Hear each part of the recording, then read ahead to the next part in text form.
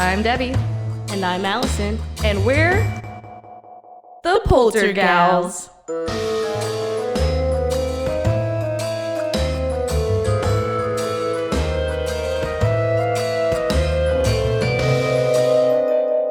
Spooky. And we're back with another episode of the Poltergals. Hi, I'm Debbie. And I'm Allison. And we're the Poltergals. This episode, we're going to be talking about the new Amsterdam Theatre located in New York. New York. Who knew? Well, now that we know what we're going to be talking about, we thought it'd be fitting to do it here in Undercroft yet again, in our beautiful location right here. So this space was actually used as a Hippodrome annex. Did you know that? No. So the Hippodrome is pictured right above us. If you're on YouTube, there is a picture right above us on this beautiful little table in this beautiful brick wall. Wow. But yeah, so this is the Hippodrome Theater back in the 1957. So the theater was built in the early 1900s along with this building around like the 1910s. And then this building specifically, from about like the 1950s until like the 1970s, 80s-ish, was used for storage down here. And so we actually were the Hippodrome's annex. So the Hippodrome is our local theater. It's one of those theater experiences, and the theater itself is also very haunted. Yes, it is. If you checked out our live episode with the Brazos Tours, Brazos Haunted Tours, you actually already know about this. Yes. Or if you're local to Waco, you would already know about this. But the Hippodrome is haunted. And I always joke that since we were the annex for the Hippodrome, that the ghosts that are here are just theater ghosts. Because every theater has a ghost. So I say the theater ghost just came over here because it counted as part of the property. Yeah.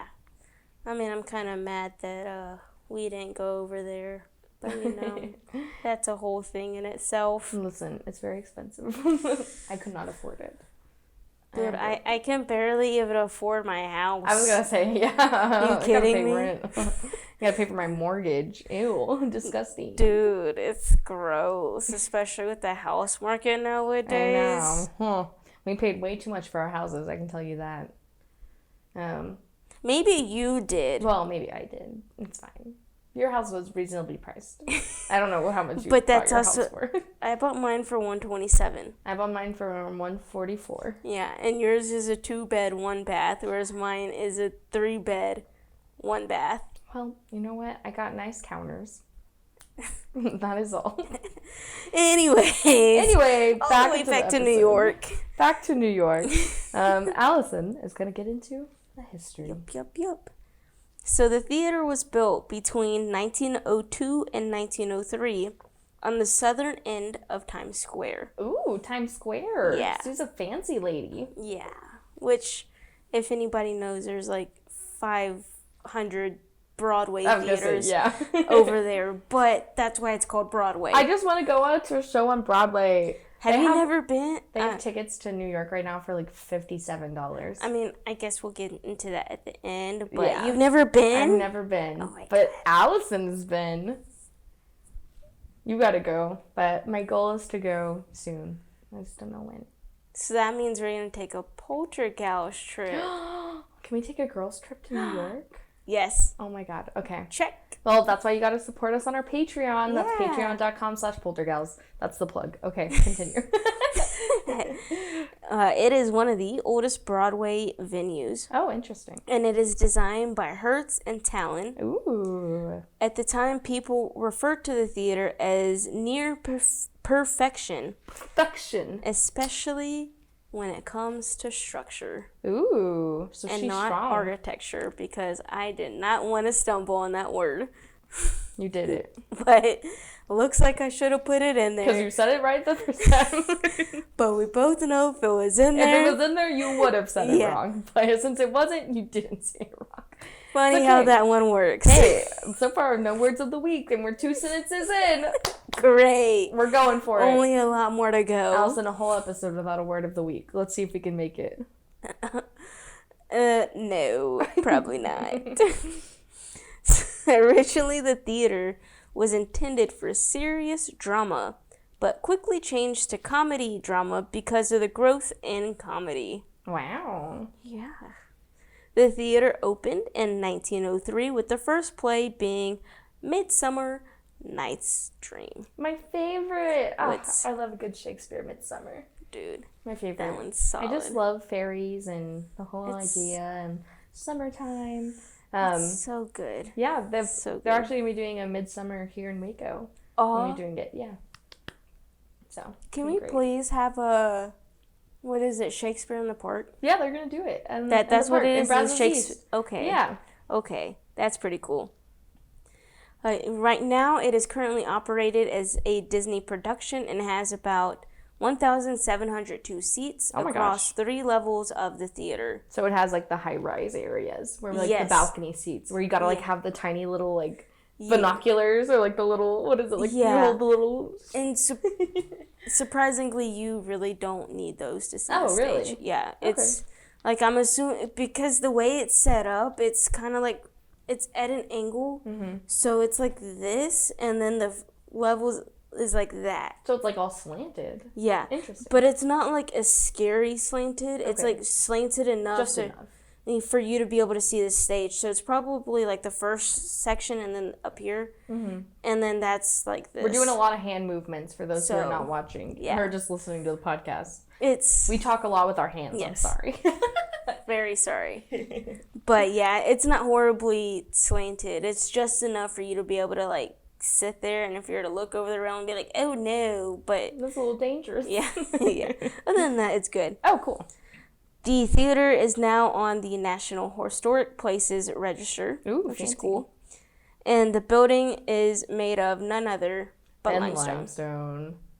You know what we say about limestone? The ghosties just love it. They love it. It enhances ghost activity. Yeah. So limestone is what it's made out of. Oh no, let's not mess with my iPad. Oh no. In the late 20s, one of the owners bought out the other half and announced renovations at the time would have costed about $500,000. Oh wow! In the late 20s, right? That's in about to hit the Great Depression. Yeah. Little did they know. Yikes! If only they were time travelers. Right. But yeah, $500,000. Oh wait, and then the next line is speaking of the Great Depression. When the Great Depression hit, there was only a small decrease in the main theater, but the smaller theater on the rooftop took a huge hit. And NBC took over the rooftop theater to run a radio studio out of it. That's actually pretty cool, though. So, yeah. I think that's pretty awesome. Like, I would love to have, like, an NBC show. Yeah. Anybody that's listening out there, if you're looking for people, I would love an NPR show, NBC, put me on CNN. I don't care. It was pretty cool, though. I think it's going to be pretty cool. It was pretty cool. In the late 30s, Dry Dock took over the theater due to almost foreclosing and the owner being about $1.5 million in debt for not paying taxes and fees. Uncle Sam's gonna get you for not paying your taxes. And think about that. Like you said, this is early 20s. So imagine now, like living in 2020. So early 20s in 100 years from now. It's $1.5 million in debt. So that's probably like $1 billion today. Yeah, today's money, it's going to be crazy. As we were talking about with our houses, inflation. Right. Yeah. In 1937, the theater was converted into a small movie theater and remained as that until 1983. Wow. Under a project, the theater was converted back into a theater. So this is theater with ER. Theater. Yeah, so in case you didn't know. What's the difference, Allison? Allison has a theater degree. Please tell us. Theater, if it's spelt with ER, it is movie theater. If it's TRE, it is what you would think of like stage, Broadway, theater plays, stuff like that. Oh, maybe that could be the word of the week. Yeah. Just so the difference between theater and theater. Yeah, so that's really the biggest way and wow. It's fine. But yeah, those are the two differences between theater. If it's you're talking about going to the movies, it will be TER. Theater. Yeah. Theater. And then it's theater. Yeah. And then if you're going to go watch If you're gonna go watch Broadway, it's TRE. There you go. There's that. The more you know. Yeah. And then under a project, the theater is converted back and leased out to Disney, in which plays like Aladdin, Lion King, and Mary Poppins have all been performed at this location. Wow. Which I've actually seen Aladdin. Aw, that's so fun. Beautiful. It's beautiful. It's beautiful. You're going to have to tell us more during Allison's story time. Yeah. The theater itself consists of 2 major parts, the auditorium and an 11-story office space. The theater is more on the rear side of the building. And then, like we said, the spelling of all that. Also, dang autocorrect, trying to tell me how to spell theater rather than theater. Yeah, throughout this whole time, she has like a little note that says like, dang you autocorrect. Trying to spell theater correctly. So for whatever reason, autocorrect does not register TRE as a word. And welcome to Allison's Side Tangents, where she gets upset. Irritating. I have a theater degree, and it's not the TER, it is the TRE degree. Yeah. Yikes. And if you guys listened to our previous episode about, what theater was it that we covered, the last one? Where we talked about our theater stories. Well, go back to one of our past episodes and... I don't really remember. I don't remember where. We've talked about so many places, guys. Oh, Dock Street Theater. Oh, it's Dock Street. Go back and listen Theater. to Dock Street Theater if you guys want to hear more about me and Allison's theater experiences. It was great. And find out more about Allison's theater degree. Yes, where apparently I know absolutely nothing. Shout out to Caleb Stroman for that one. I did 1 semester of technical costuming with Londi. Thanks. Londi's great. Anyway, well, now that we're done with the history, it's time for a Commercial break.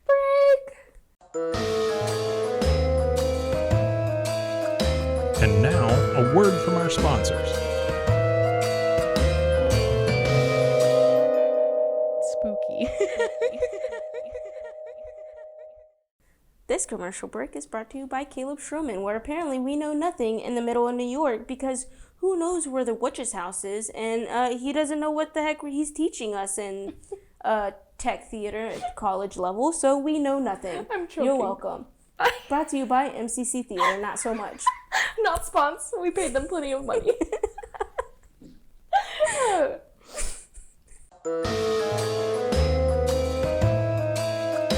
And now, a word from our sponsors.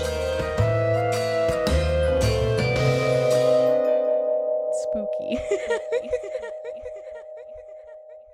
Okay. And now that we're back from that commercial break where Debbie nearly died of laughter. I almost just choked on my Dr. Pepper and died. Anyway, well, we're back. So now that we're back, it's time to talk about the hauntings. So this place is very old, and you know what happens in very old places? They get haunted. Well, it is a theater, so there's at least one. It's a theater, so we know there's at least a theater one. ghost. But this actually has some tragedies that's happened. Dun, dun, dun. So Oliver Thomas is actually said to haunt the theater after committing suicide back in 1920. Yes. So, she was a Follies chorus girl for the theater and is the most active ghost currently still in the theater. Mm-hmm. Pretty cool. It's actually said that she appears so frequently that there are pictures of her at every entrance for the employees to greet her and to help her keep her mischief down to a minimum. Yep. She's a mischievous gal. You know how I feel about those mischievous gals. It's gals great. on the town in New York City. I mean, of course. Come on, man. But yeah, so most of the pictures are actually only visible to the Disney employees, which is interesting. And they either blow a kiss or touch the picture frame as they enter and leave, which is adorable. It's so cute. Gotta pay respect. Gotta pay respect. Thank you, Olive. But yeah, and then there's there's one that is visible for all of the audiences to see, and it is the last picture on the right as you enter in through the hallway. Yes. So right on the right, there's a picture of her. Don't miss it. she will find you. Be sure to pay your respects. Pay your Blow respects. her a kiss. Or else. Blow her a little kissy kiss. Yeah. But yeah.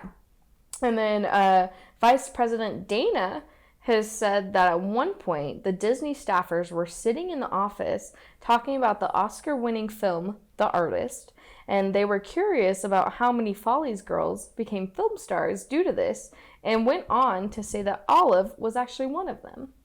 But, however, some claim that the true star of the movie was Olive's sister-in-law, not Olive. Oh. So it was her sister-in-law.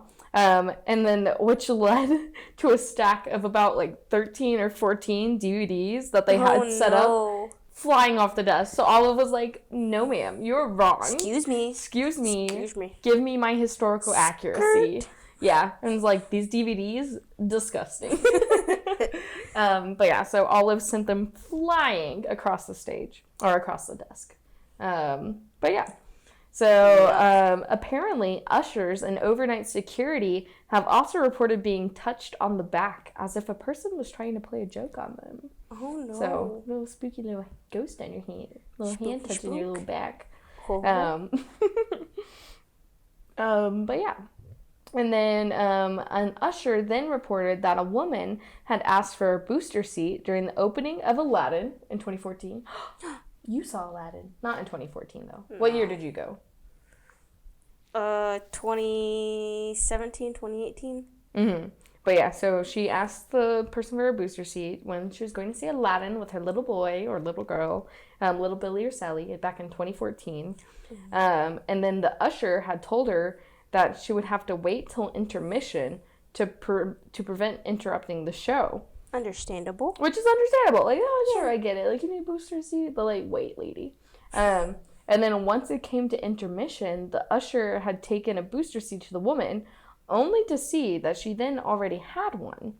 When asked where she got one, the lady told her that there was a lady that worked in the back of the theater who showed her where they were. Oh. I just got goosebumps. That's super. I got little goosey bumps. That's creepy.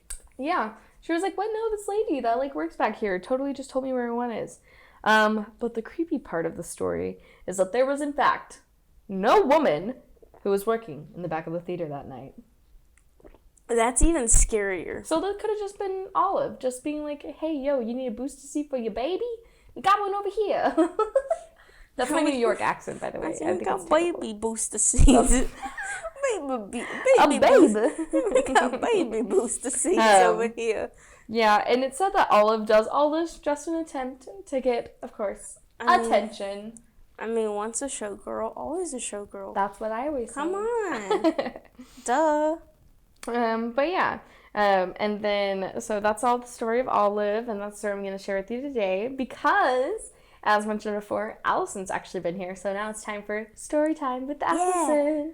So this was actually, like I said, college trip. We toured this trip and experienced nothing. You experienced nothing? Nothing. Nothing? So, not even a ghost scout? No, not even a Girl Scout. So sad. But yeah, so we took a visit. We were the only little like group, so there was about 20 of us there, which is pretty cool. Mm-hmm. I felt bad for our teachers. So there's 18 kids. 18 of us. You guys were grown-ups. You guys were in college. It's not like you guys, I mean, okay. I don't know how grown you guys would be acting, but when I was in college, I was a grown-up. Okay, but I acted responsibly. You're telling me a bunch of like teenagers, grown adults in New York City on a school trip in New York? Mm-hmm. How responsible could we actually be? I got you. But, so nothing there.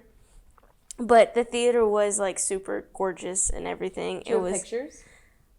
I don't know. I think the only pictures I have left are from Radio City Theater, which, by the way, that's another future episode. Amazing. I don't know, maybe, but that one is stunning. And then it's actually the largest theater. Wow. And their second largest theater in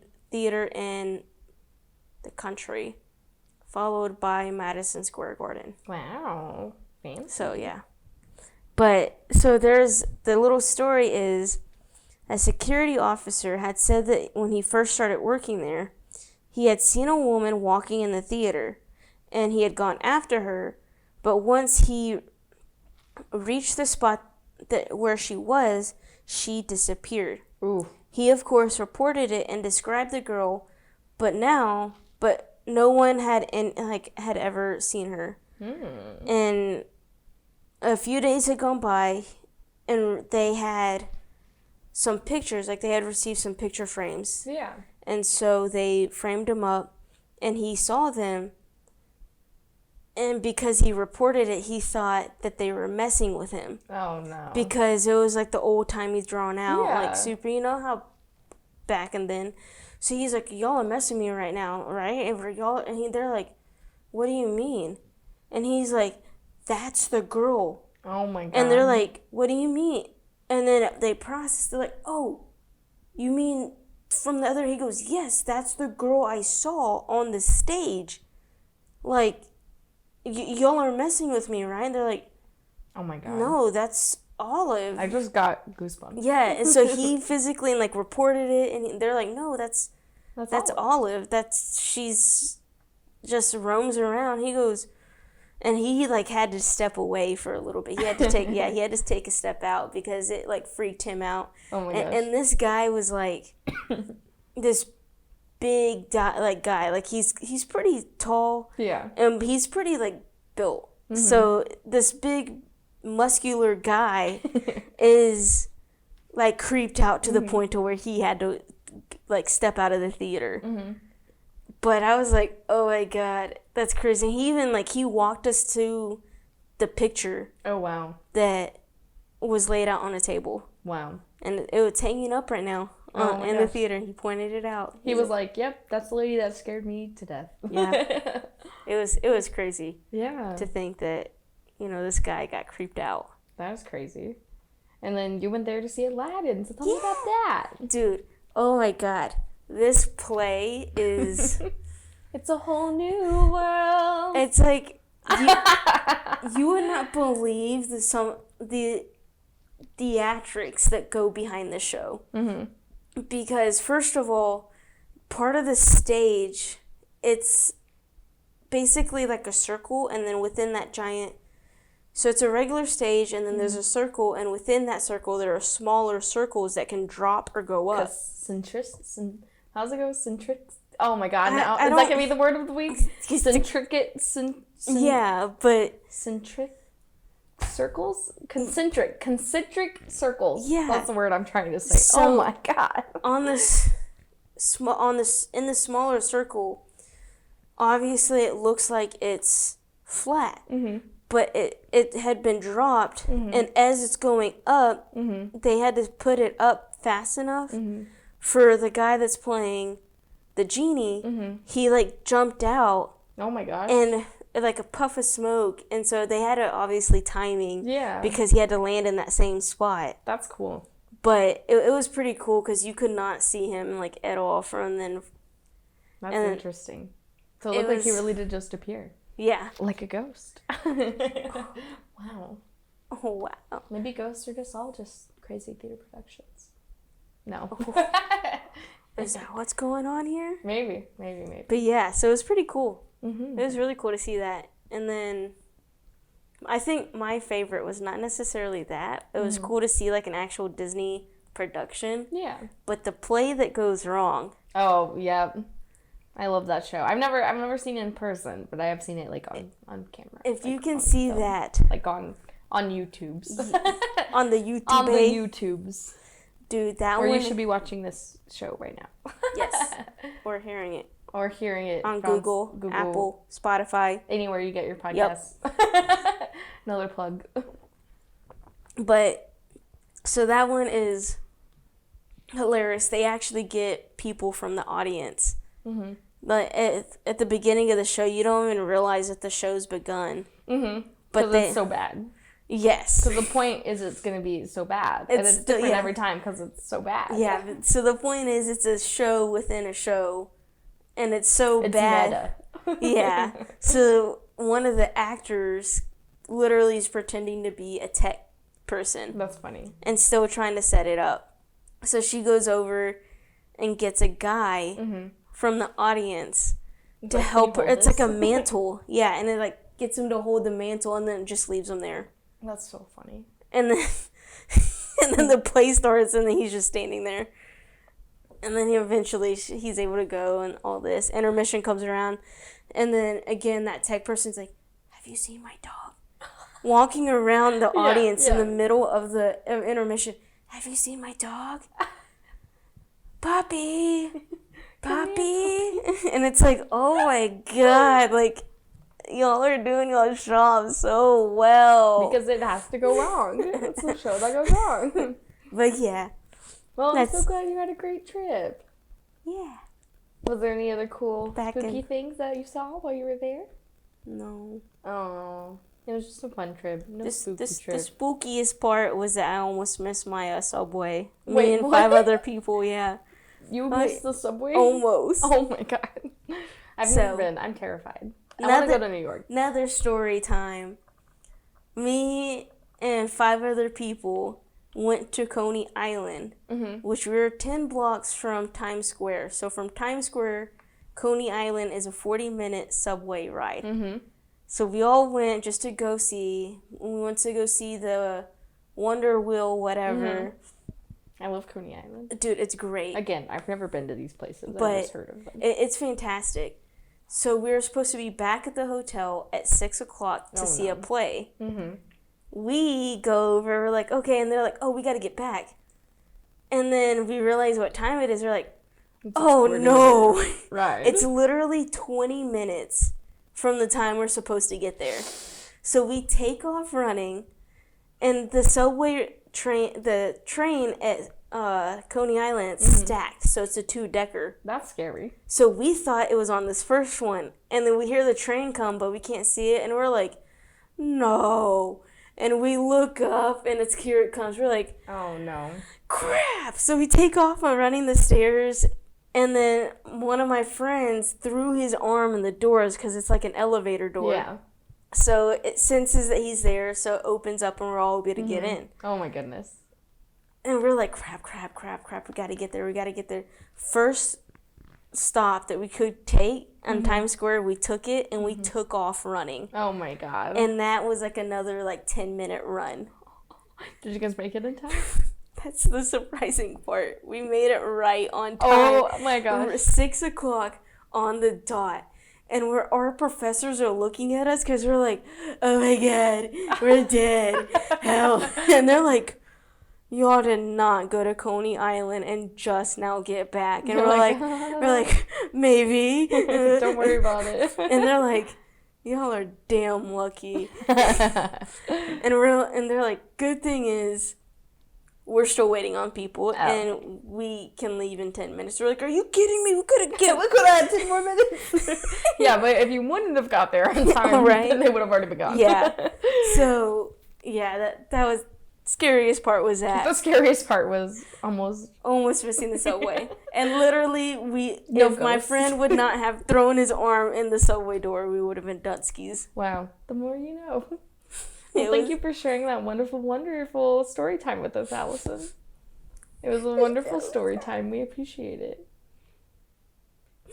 I miss it. You miss it? We gotta go with Poltergeist. We gotta go on a spooky tour. Yeah. I feel like we go on a cool New York spooky ghost tour. Oh. That'd be fun. Oh, okay. Maybe we just fly to New York for the weekend, and then we go on a spooky tour, and then we come back the next day. Oh.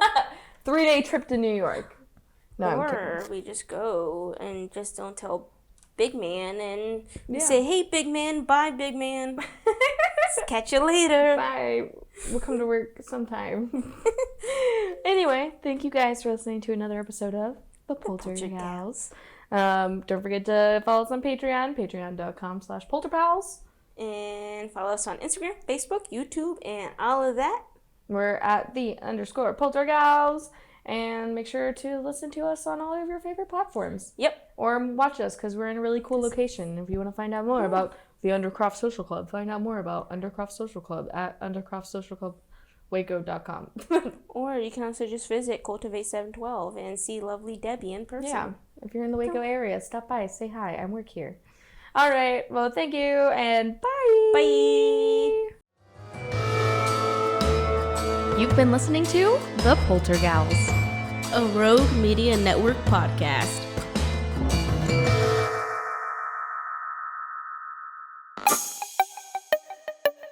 This has been a Rogue Media podcast.